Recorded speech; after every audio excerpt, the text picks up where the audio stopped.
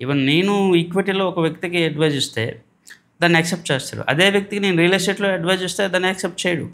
Real ఎస్టేట్‌లో advise ఇస్తే ఈక్విటీలో accept చేయడు. ఈవెన్ ఈక్విటీలో కూడా ఒక ప్రొడక్ట్‌లో ఒక మంత్ యాక్సెప్ట్ చేస్తాడు. ఇంకో మంత్ ఇంకో ప్రొడక్ట్‌లో యాక్సెప్ట్ చేయడు.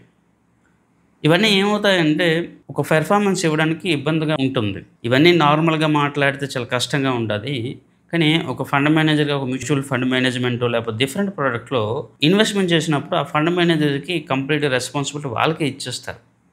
సో దట్ వాళ్ళ వెల్త్ క్రియేషన్‌లో వాళ్ళు ఉంటారు. వెల్త్ క్రియేషన్ చేసిస్తాడు. కానీ నార్మల్ డెసిషన్‌కి వస్తే ఏమవుతుందంటే ప్రతిసారి ఇన్వెస్టర్స్ ఆ డెసిషన్‌లో ఇన్వాల్వ్ అవుతారు. సో ఇవన్నీ నేను ఎందుకు చెప్తా ఉన్నానంటే నేను అనాలిసిస్ ఇస్తా ఉన్నాను అంటే అది నా ఓన్ ఇంట్రెస్టో లేదా ఆ ప్రొడక్ట్ పట్ల నాకు వ్యతిరేకత లేకపోతే ఇవన్నీ అనుకుంటారు. నేను ఒకవైపు కొన్ని ప్రాజెక్టులకి వ్యతిరేకంగా మాట్లాడితే అది నీకు నచ్చలేదు.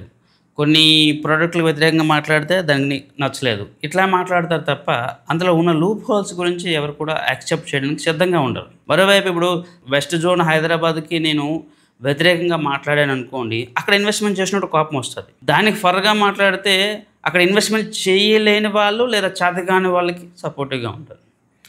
నేను మాట్లాడేది చాలా హార్ష్‌గా ఉంటది. కానీ ఇది వాస్తవం అనమాట. హై రేజ్ అపార్ట్‌మెంట్ కొని డబ్బు లేనివాడో, లేదా వెస్ట్ జోన్ హైదరాబాద్‌లో ఇన్వెస్ట్‌మెంట్ చేసే స్తోమత లేనివాడికో, నేను ఆ ఏరియా గురించి నెగెటివ్‌గా మాట్లాడితే చాలా వినసొంపుగా, హాయిగా ఉంటది. ఎందుకంటే వాడు ఇన్వెస్ట్‌మెంట్ చేయలేడు కాబట్టి ఒక నెగెటివ్ వేలో ఆయన ఉంటాడు కాబట్టి నేను చెప్పేది పాజిటివ్‌గా ఉంటుంది. మరోవైపు కొంతమంది బ్రాండెడ్ బిల్డర్స్ పట్లగా నేను వ్యతిరేకంగా మాట్లాడాననుకోండి, అదే బ్రాండెడ్ బిల్డర్స్‌కి గుడ్డిగా నమ్మి ఇన్వెస్ట్‌మెంట్ చేసే వాళ్ళకి కోపమొస్తది.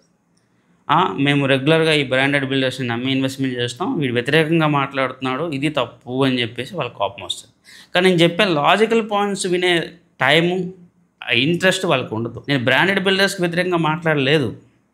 నేను మాట్లాడేది మీ వే ఆఫ్ ఇన్వెస్ట్‌మెంట్ గురించి మాట్లాడుతున్నా. ఒక ఫ్లాట్ కొనుక్కోవాలంటే మీరు కొనుక్కోండి. మీ డబ్బులుంటే మీరు కొనుక్కోండి. ఒక ఫ్లాట్ రిక్వైర్మెంట్ ఉంటే కొనుక్కోండి. కానీ ప్రీ లాంచ్‌లో 100% పేమెంట్ చేసి మీరెందుకు కొంటున్నారు అని నేను ఒక పాయింట్ లేపితే దానికి ఎగ్నెస్ట్‌గా చాలామంది మాట్లాడడం మొదలెట్టారు. ఇన్వెస్ట్‌మెంట్ ఎలా చేసుకుంటారనేది కంప్లీట్‌గా ఎవరి చాయిస్ వాళ్ళది. కానీ ఒక అడ్వైజర్‌గా, ఒక అనలిస్ట్‌గా నెక్స్ట్ 2, 3 ఇయర్స్ సీఏజీఆర్ ఇంత వస్తదని చెప్పి దానికి తగ్గట్టుగా ప్లాన్ చేసి ఇవ్వడం అనేది మా రెస్పాన్సిబిలిటీ ఉంటుంది.